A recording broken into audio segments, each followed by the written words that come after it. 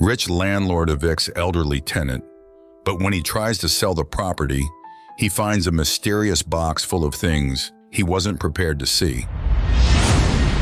Mr. Collins leaned back in his leather chair, fingers drumming against the polished mahogany desk. The eviction notice, freshly signed, lay before him, a stark reminder of the decision he had just made. His office, adorned with expensive art and overlooking the city skyline, felt even more impersonal today.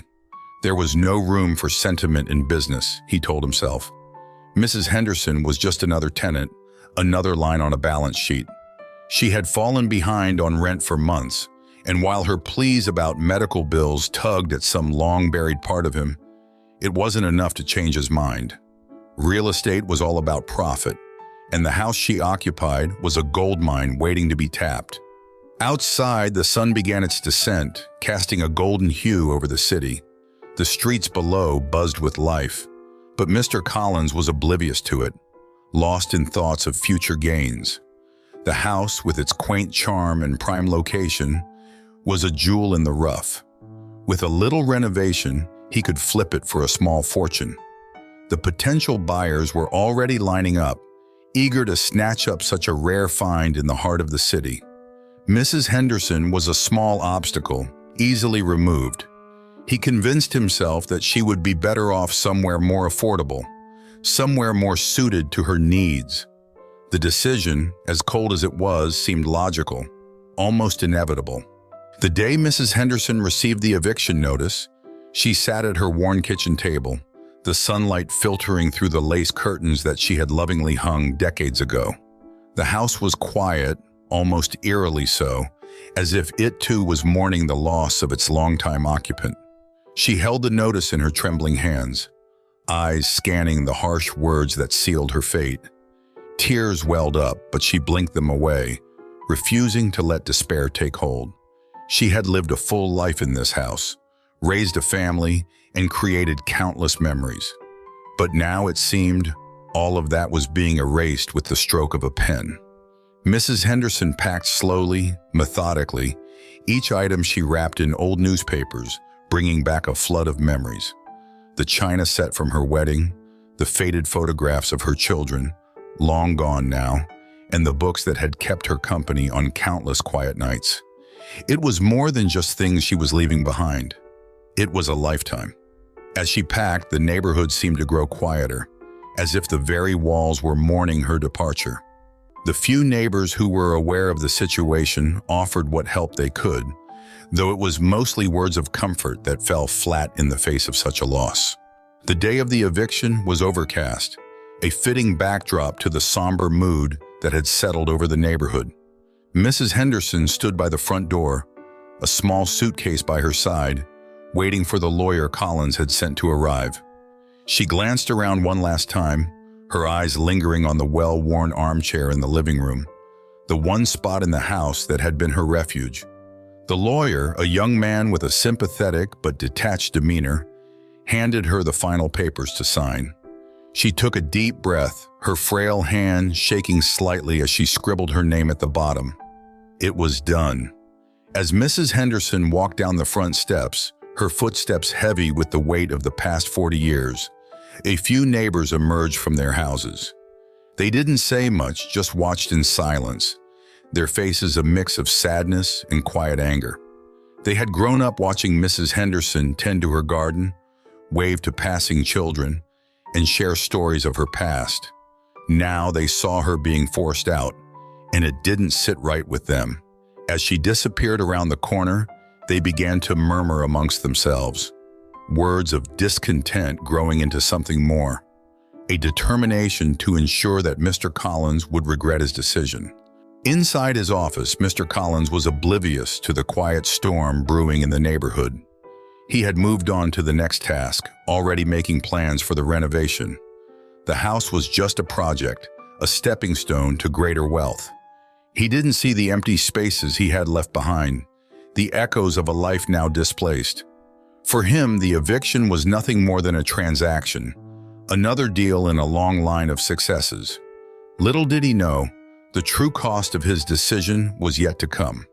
The renovation began early on a crisp Monday morning, the sun just beginning to crest over the rooftops as the construction crew arrived. Mr. Collins stood on the front lawn, arms crossed, surveying the house with an air of impatient anticipation. He had chosen this crew specifically for their reputation of working quickly and efficiently, transforming old properties into modern marvels in record time. The crew, led by a grizzled foreman named Joe, wasted no time in getting started. The sound of hammers and saws soon filled the air as they began tearing out the old fixtures and stripping the walls down to their bones. As the day progressed, the crew started to uncover the house's secrets, and they weren't the kind of secrets Collins had hoped for. Underneath the faded wallpaper in the living room, they discovered a series of deep cracks running along the wall, ominously snaking their way towards the ceiling. "Boss, you might want to take a look at this," Joe called out, his voice tinged with concern. Collins, who had been reviewing floor plans on his phone, looked up with a frown and walked over. His eyes narrowed as he examined the cracks, his mind racing with the implications. "It's just a little settling, right? Nothing too serious?" he asked, his tone betraying a hint of worry. Joe shook his head slowly, wiping his hands on a rag. "I wish it were that simple," he replied.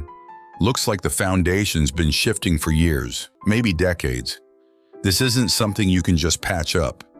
You're looking at a full foundation repair, and that's going to cost a lot." Collins felt a knot of tension coil in his stomach. This wasn't what he had planned. The repairs would eat into his profits, and he was already seeing dollar signs slipping away. He tried to stay calm, but the undercurrent of panic was hard to ignore. "Just get me an estimate," he said brusquely, turning on his heel and walking away before Joe could say anything more. The following days brought more bad news. The wiring, which Collins had hoped would need only a few updates, was a tangled mess of outdated and dangerous connections.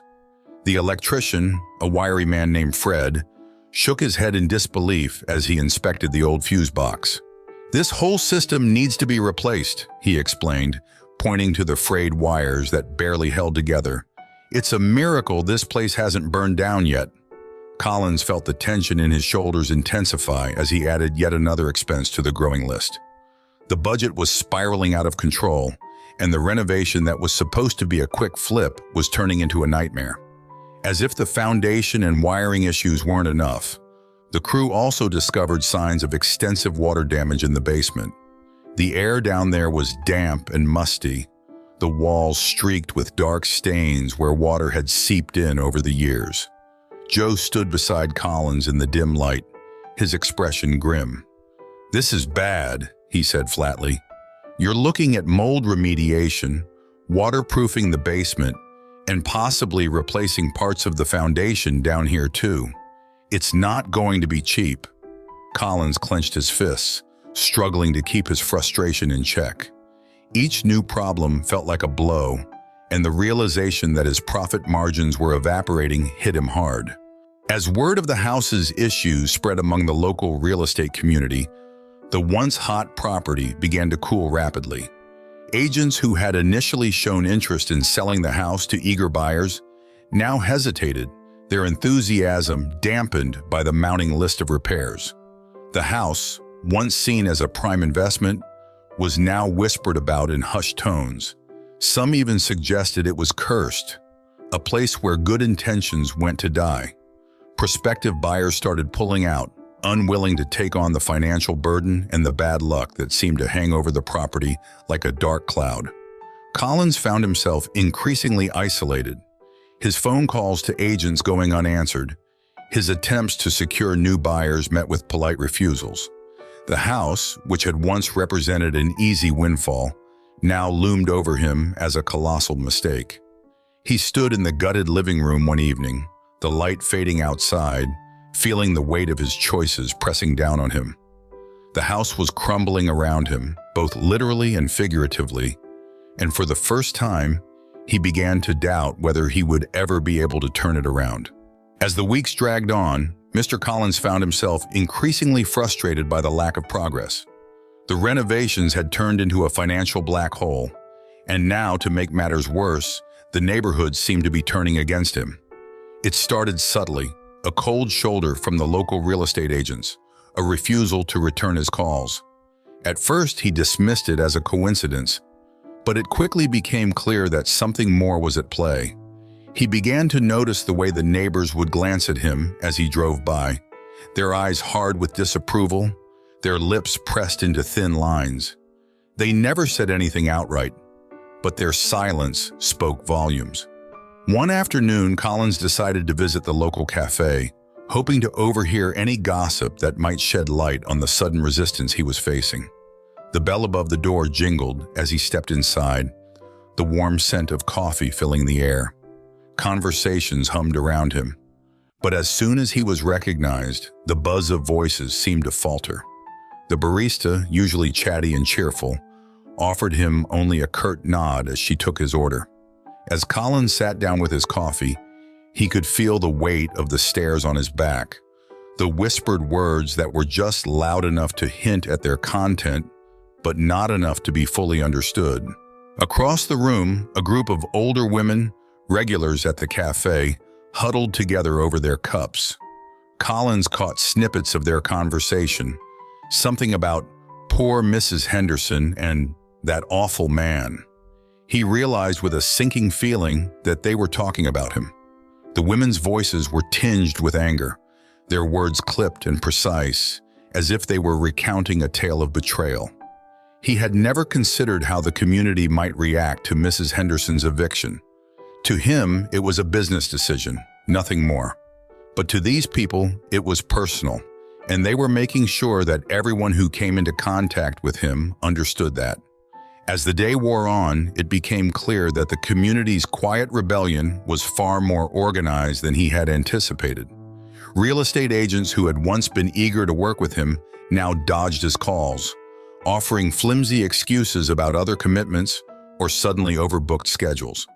The few prospective buyers who did manage to arrange viewings were met with cold stares and half-hearted greetings from the neighbors. Some were even approached directly, warned in hushed tones about the trouble that came with buying the property. Stories of the house's mounting problems, amplified by the neighbors, spread like wildfire, and soon no one wanted anything to do with it.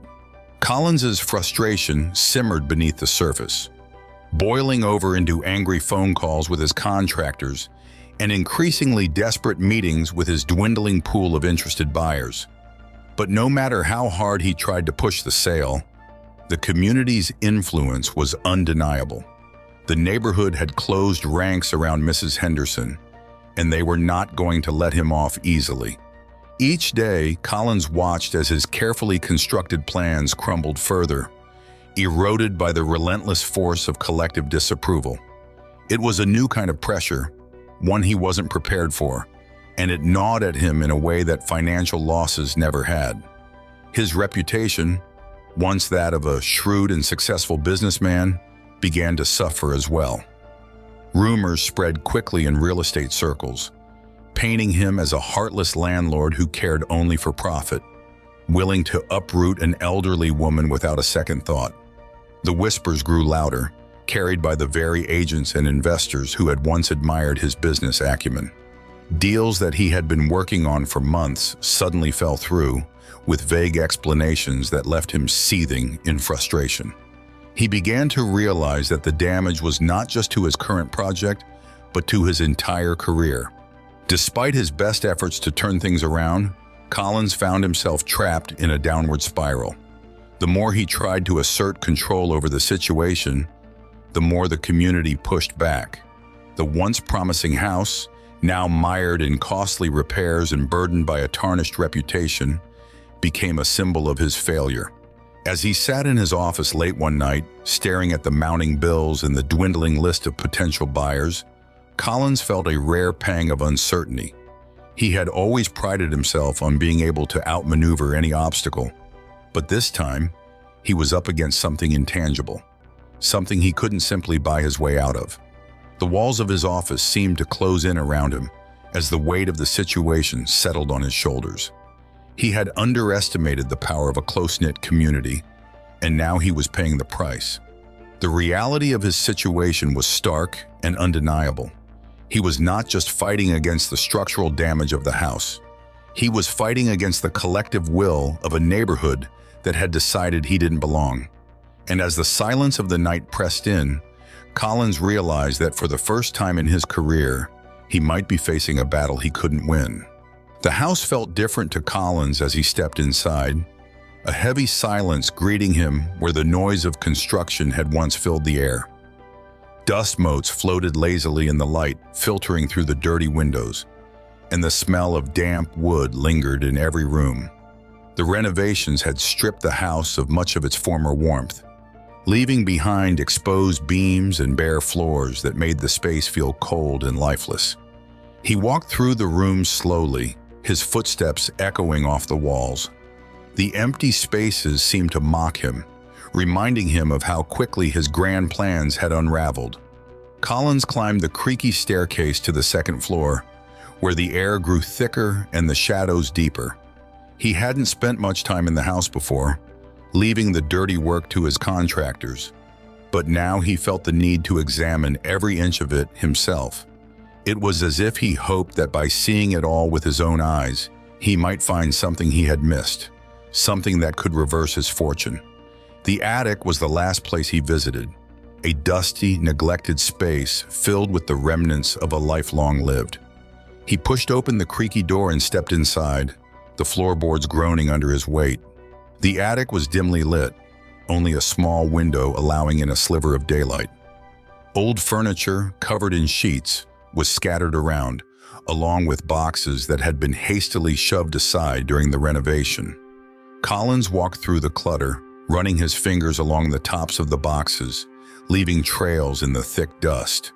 In one corner, something caught his eye, a small, weathered box half hidden beneath an old quilt.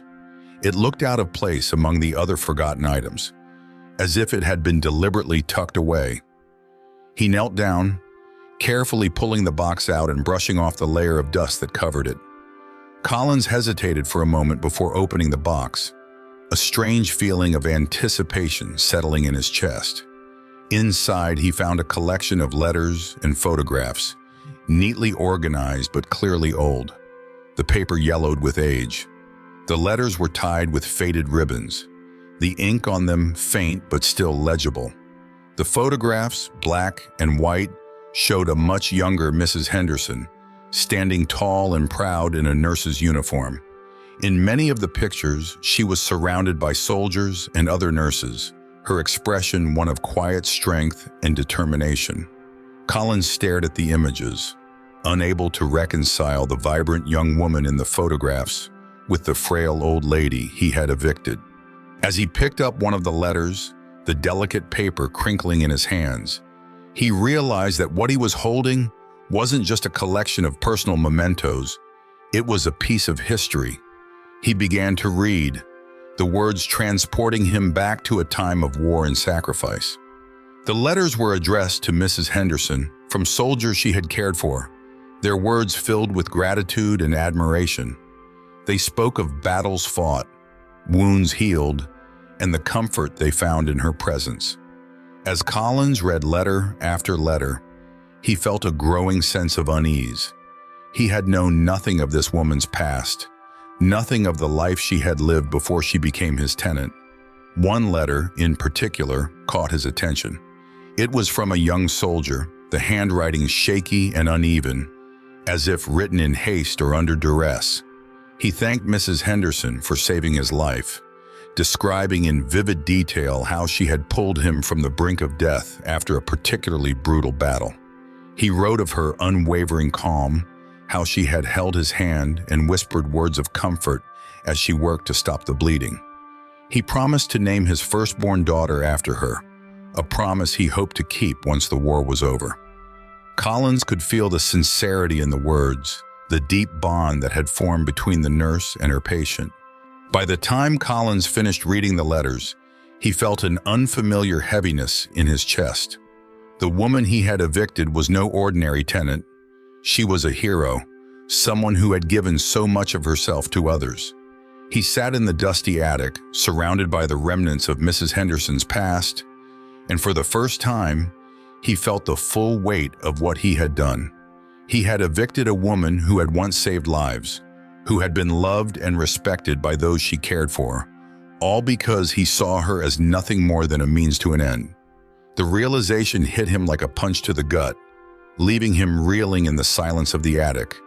Collins stared at the letters and photographs, his mind racing. The house, which had once seemed like just another investment, now felt like something much more, a monument to a life he had callously disregarded.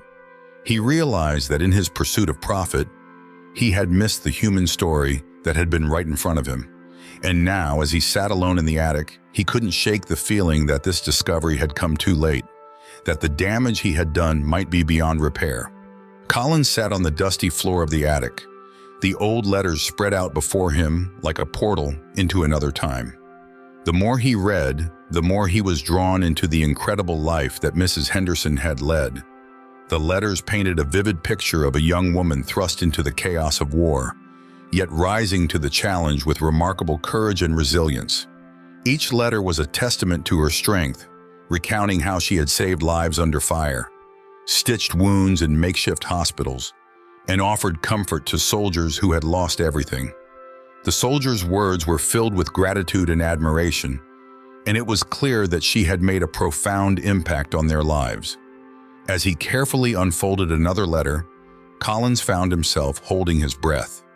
This one was from a fellow nurse, a woman named Margaret, who had served alongside Mrs. Henderson in the field hospitals. The letter was long and detailed, describing the horrors they had faced together: bombed-out villages, relentless air raids, the constant stream of wounded soldiers. But amidst the darkness, Margaret wrote about Mrs. Henderson's unshakable spirit.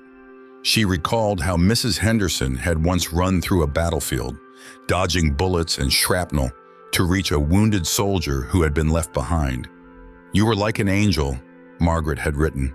"The way you risked your life to save that boy, I will never forget it." Collins felt a lump in his throat as he imagined the scene. He could picture Mrs. Henderson as a young woman, her face determined as she sprinted through the chaos, driven by a deep sense of duty and compassion. The image was so far removed from the frail, quiet woman he had evicted that he could hardly believe they were the same person. How could he have been so blind to the remarkable life she had lived?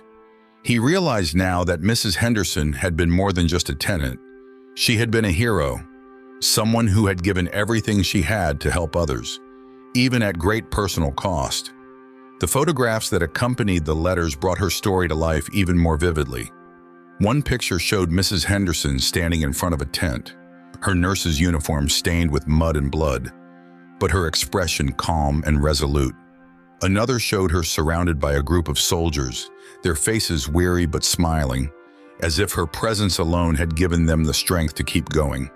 In yet another, she was shaking hands with a high-ranking officer who was pinning a medal on her chest. Collins stared at the images, feeling a deep sense of shame. How could he have dismissed her as just another old woman, when she had once been so full of life, so fearless in the face of unimaginable danger? As the hours passed, Collins continued to read, absorbing every detail of Mrs. Henderson's extraordinary past. He learned that she had been awarded multiple medals for her bravery, including the prestigious Florence Nightingale Medal, an honor reserved for the most exceptional nurses. The letters from the soldiers were filled with stories of how she had comforted them in their darkest moments, how she had whispered words of encouragement as they clung to life, and how her steady hands had brought them back from the brink of death. It was clear that to those men, Mrs. Henderson had been more than just a nurse. She had been a beacon of hope in a world consumed by violence and despair. Collins' mind raced as he tried to reconcile the image of the young, fearless nurse with the elderly woman he had coldly evicted. He had never taken the time to get to know her, to understand the depth of her character or the sacrifices she had made. Instead, he had seen only an old woman who had fallen behind on her rent, someone who was more of a burden than anything else. Now, as he sat surrounded by the evidence of her incredible life, he felt a profound sense of guilt. He had judged her without knowing her, and in doing so, he had committed a grave injustice. The guilt weighed heavily on Collins as he realized the extent of his mistake. Mrs. Henderson had dedicated her life to helping others, often at great personal risk, and yet he had treated her with nothing but indifference. He thought about the way she had quietly left the house, with no one to stand up for her, no one to acknowledge all that she had done. And now he was the one left to reckon with the consequences of his actions. For the first time in his life, Collins felt something more than just regret. He felt a deep, aching need to make things right, to somehow honor the life that he had so carelessly disregarded. Collins found himself lost in the letters, each one more poignant than the last. They were written by former soldiers, their families, and even strangers who had heard of Mrs. Henderson's deeds through word of mouth. Some were simple notes of thanks, while others were heartfelt confessions of how she had changed their lives forever. One letter, written in a shaky hand, came from an elderly man who described how Mrs. Henderson had saved him from a life-threatening infection in the field. He wrote of how she had stayed by his side, holding his hand as he fought through fevered nights, never leaving him until she was sure he would survive. These letters made Collins feel an overwhelming sense of shame, but also a strange kind of reverence. He realized that the small, frail woman he had seen only as a financial burden had touched countless lives in profound ways. The community had known this all along. They had seen in Mrs. Henderson what Collins had been blind to. Their quiet rebellion, their refusal to support his plans, made perfect sense now. They weren't just protecting a neighbor, they were honoring a hero, someone who had given so much and asked for so little in return. Driven by a need to understand more about the woman he had so poorly judged, Collins decided to speak directly to the neighbors. One afternoon, he walked through the neighborhood, a humble figure among the well-kept lawns and flower beds. The first person he approached was Mr. Thompson, an elderly man who had lived next door to Mrs. Henderson for as long as anyone could remember. Collins felt a knot of anxiety in his stomach as he knocked on the door, uncertain of the reception he would receive. Mr. Thompson opened the door and eyed Collins with a mix of curiosity and suspicion. "What brings you here, Collins?" he asked, his voice gruff but not unkind. Collins hesitated, then took a deep breath. "I wanted to talk to you about Mrs. Henderson," he said, his tone softer than usual. "I found some letters and photos. I had no idea she had done so much. I was hoping you could tell me more about her." The older man's expression softened slightly, and he stepped aside, gesturing for Collins to come in. They sat in the living room, the walls lined with family photos and memorabilia. Mr. Thompson began to talk, his voice steady but tinged with emotion. "You see, Martha, Mrs. Henderson wasn't just a neighbor. She was a part of this community, one of its beating hearts. After the war, she never stopped giving. She volunteered at the hospital, helped raise money for veterans, and was always there for anyone who needed a hand." He paused, his eyes growing distant. "She was the kind of person who made you believe in the goodness of others." Collins listened intently, the weight of his guilt growing with each word. Mr. Thompson went on, sharing stories of Mrs. Henderson's kindness, how she would bring soup to the sick, sit with the lonely, and always had time for a chat with anyone who crossed her path. "She didn't have much," Mr. Thompson said, his voice thick with emotion. "But what she had, she gave freely. That's why we were all so angry when you evicted her. It wasn't just about the house. It was about losing someone we all cared for deeply." Over the next few days, Collins continued to reach out to others in the neighborhood. He spoke with Mrs. Jenkins, who remembered how Mrs. Henderson had cared for her husband when he was dying of cancer, and with young families who recalled her as a beloved figure in their children's lives. The more he learned, the more he understood the depth of the community's respect for Mrs. Henderson. She wasn't just a tenant or a war hero. She was a symbol of everything good in their small corner of the world. As Collins walked the streets, now familiar with the faces of those he had once viewed as mere obstacles to his plans, he couldn't help but feel a growing sense of regret. He realized that he had failed to see the humanity in Mrs. Henderson. And in doing so, he had wronged not just her, but the entire community. The stories he heard painted a picture of a woman who had quietly shaped the lives of those around her, leaving an indelible mark on everyone she met. Collins knew that no amount of money or success could ever compare to the legacy Mrs. Henderson had built through her compassion and selflessness. Collins stood at the door of the modest apartment where Mrs. Henderson was now living. His hand hovered for a moment before he finally knocked, the sound echoing in the quiet hallway. He could feel his heart pounding in his chest, a mix of anxiety and anticipation. He had never been one to second-guess his decisions, but today was different. Today he was about to face the consequences of his actions, and he wasn't sure how it would go. When the door opened and Mrs. Henderson appeared, frail but with a dignity that seemed to fill the small space, he felt a wave of guilt wash over him. "Mrs. Henderson," Collins began, his voice unsteady, "thank you for agreeing to meet with me." She nodded politely, her eyes studying him with a calmness that made him feel even more unworthy. He wasn't used to feeling like this, out of control, vulnerable. He had come prepared with a carefully rehearsed speech, but now, standing in front of her, the words seemed inadequate. She gestured for him to come inside, and they sat down at the small kitchen table.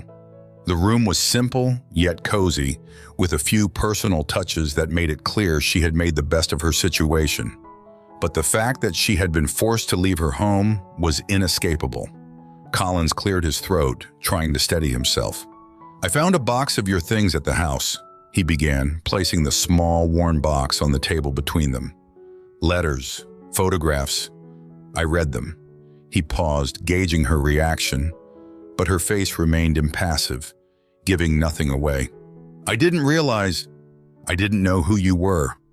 Who you are," he continued, his voice softening. "What you've done, the lives you've touched. I see now that I was wrong to treat you the way I did. I can't change what's happened, but I want to make it right." For a moment there was silence. Mrs. Henderson looked at the box, her fingers lightly tracing the edges, as if reacquainting herself with old memories.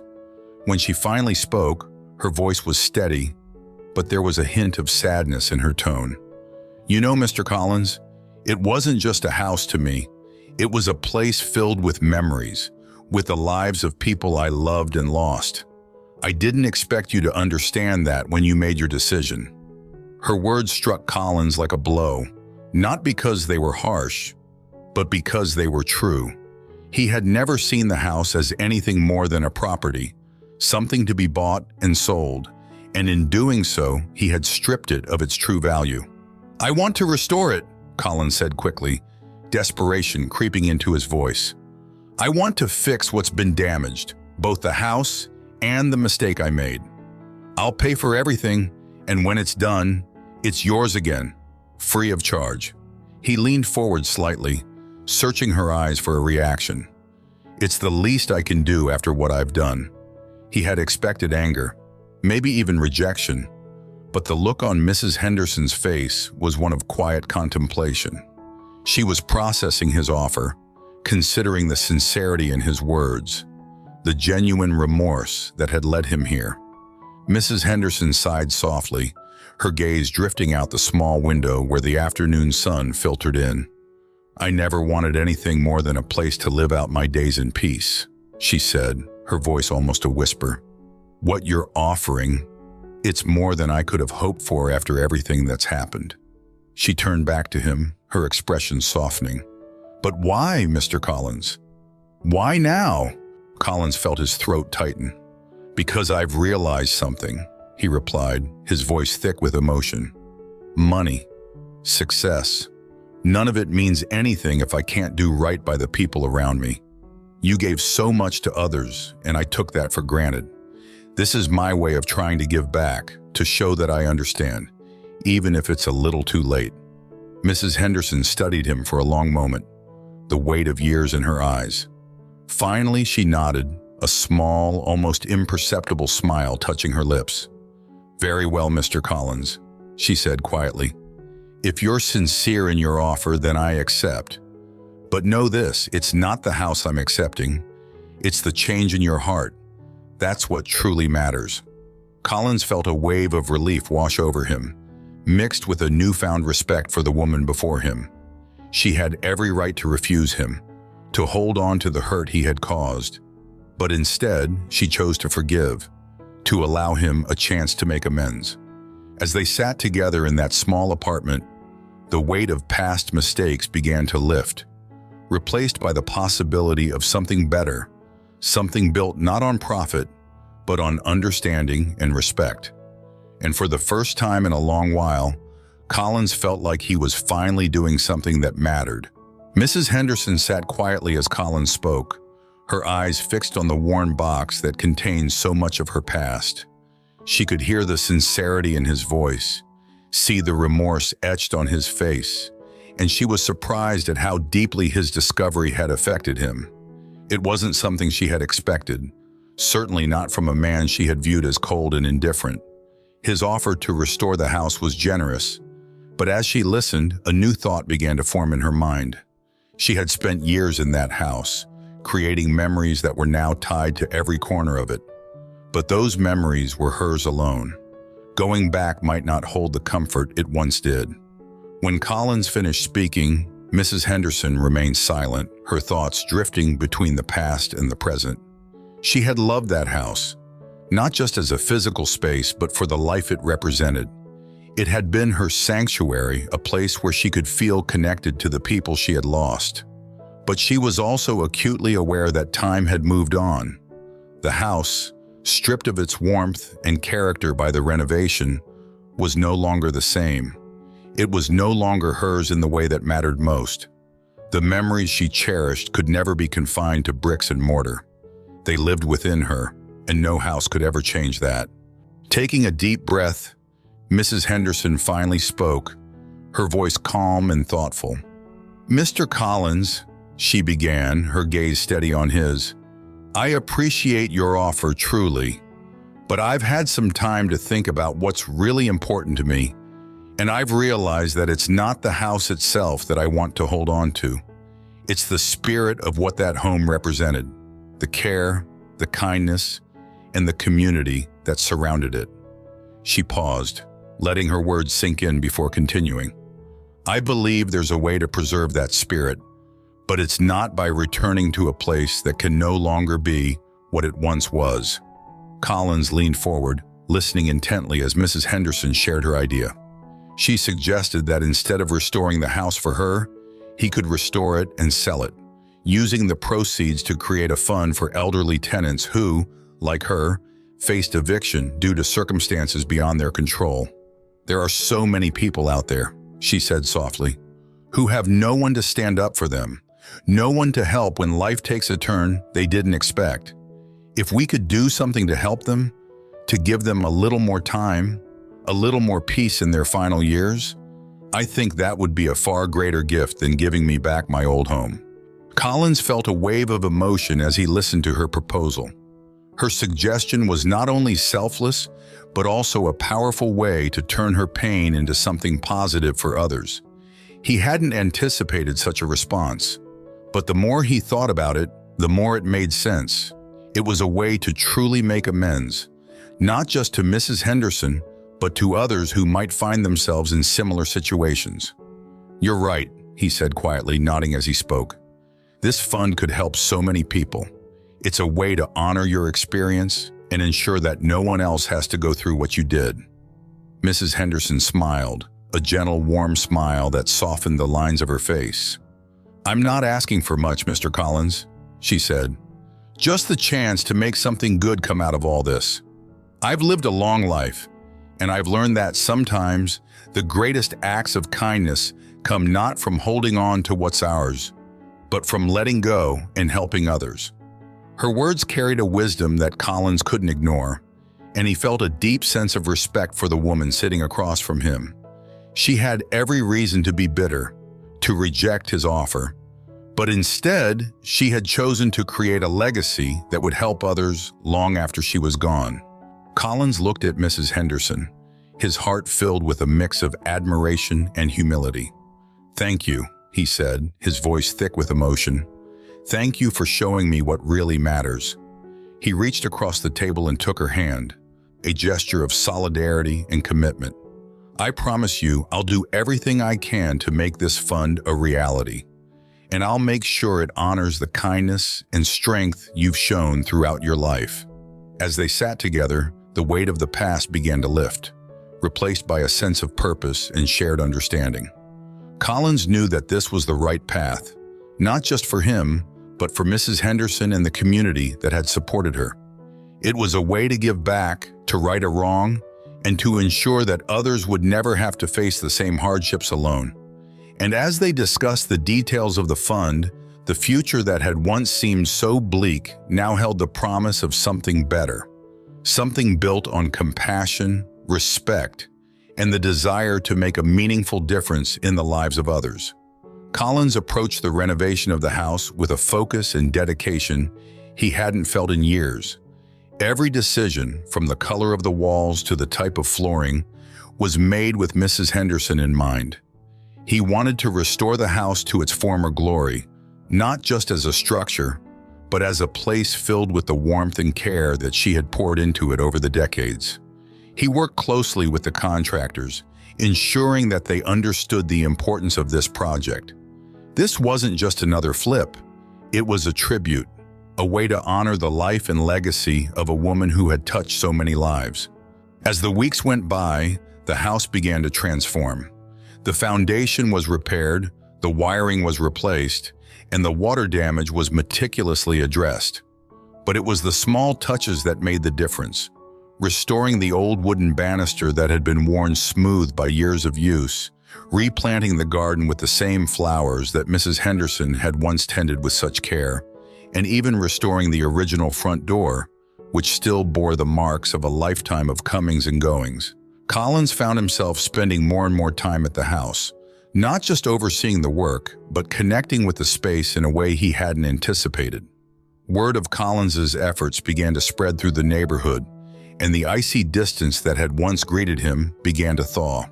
Neighbors who had previously shunned him now stopped by to offer their support or share stories about Mrs. Henderson.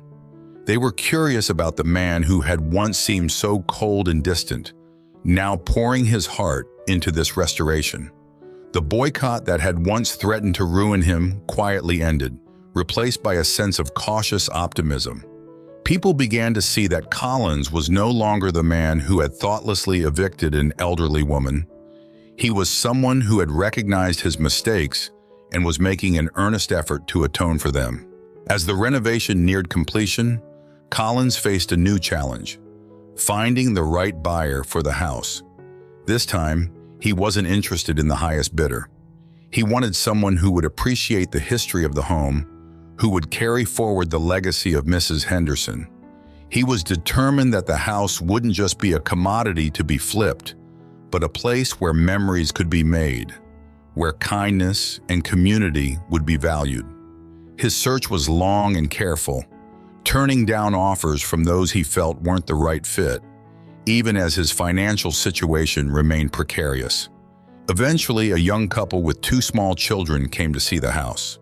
As they walked through the rooms, Collins noticed how they lingered over the small details, how they seemed to understand the significance of the space.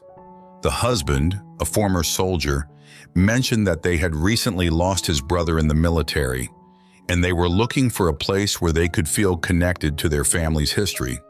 When Collins shared Mrs. Henderson's story with them, he saw something in their eyes, an understanding, a respect for the life that had been lived here. They expressed a deep desire to honor her memory and to continue the spirit of service and community she had embodied. Collins knew then that he had found the right family. The sale wasn't just a transaction, it was the continuation of a legacy. The family promised to keep Mrs. Henderson's story alive, to share it with their children and with others who visited their home. They even talked about creating a small memorial in the garden, a place where they could remember not just Mrs. Henderson, but all those who had served and sacrificed. It was exactly what Collins had hoped for, an outcome that went beyond money, beyond business, to something much deeper, something that felt like true redemption. When the deal was finalized, Collins felt a sense of peace he hadn't known in a long time. The house, once a source of so much stress and regret, had become a symbol of hope and renewal.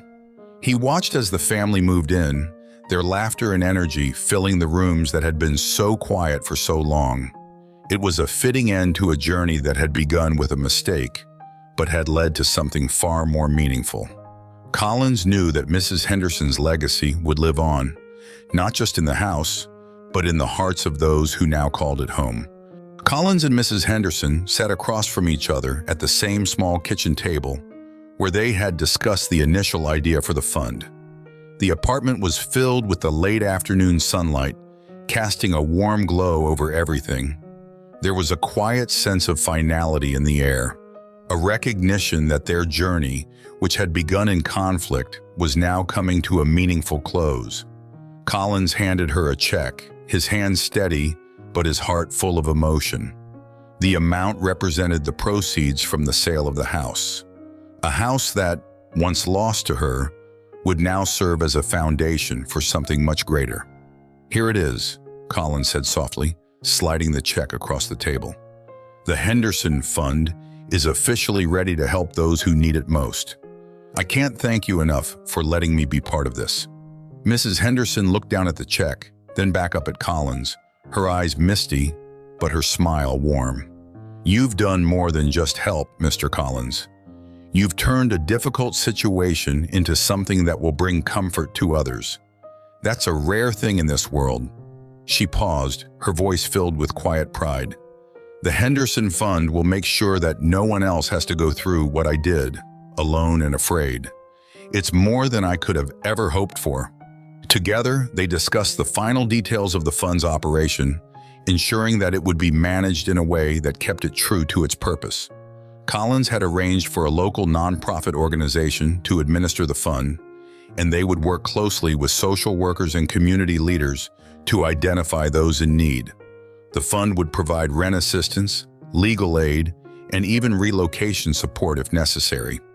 It was designed to be a safety net for the elderly, a lifeline for those who found themselves facing eviction without the resources to fight back. The impact of the fund was already being felt. Word had spread quickly, and the first applicants were being processed. As they finalized the paperwork, Collins felt a deep sense of relief wash over him. For so long, he had been driven by greed, by the need to succeed at all costs. But this experience had shown him something far more valuable: the power of community, the importance of compassion, and the fulfillment that came from doing the right thing, even when it wasn't easy. He had begun this journey thinking only of profit, but he was ending it with something far more meaningful, a sense of purpose, and a connection to something greater than himself. When the final signatures were in place, Mrs. Henderson reached across the table and took Collins's hand. "You've changed, Mr. Collins," she said, her voice filled with sincerity. "And that change has made all the difference, not just for me, but for everyone who will benefit from this fund." Collins nodded, unable to find the right words. Instead, he simply squeezed her hand, a silent acknowledgement of the journey they had shared. He knew that he would carry this experience with him for the rest of his life, a reminder of the power of redemption and the impact of a single act of kindness. As they parted ways that afternoon, there was no sadness in their goodbye, only a sense of completion. Mrs. Henderson knew that her story would live on, not just in the memories of those who knew her, but in the lives that would be touched by the Henderson Fund. She walked away with a lightness in her step, grateful that what had begun as a painful chapter had transformed into a legacy of hope. For Collins, the parting was bittersweet.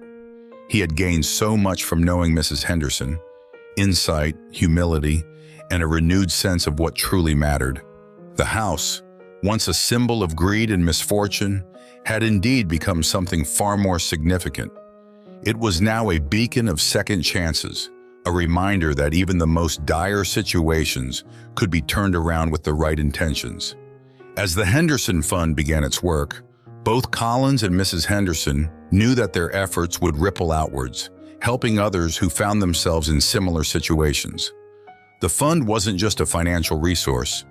It was a testament to the power of change, the importance of community, and the idea that compassion and understanding could truly make all the difference. Collins watched Mrs. Henderson leave, the weight of his past mistakes lifted from his shoulders. He stood there for a moment, letting the significance of the day settle over him. He had started this journey as a man consumed by his own ambitions, but he was ending it with a newfound understanding of what it meant to be part of something larger. The Henderson Fund was just the beginning, a new chapter for both him and Mrs. Henderson, one where the mistakes of the past had been transformed into a future filled with promise and possibility. Thank you so much for watching. If you enjoyed this story, don't forget to like the video and subscribe to our channel. Now, how about another one? To watch another nice story, just click on the video appearing on your screen.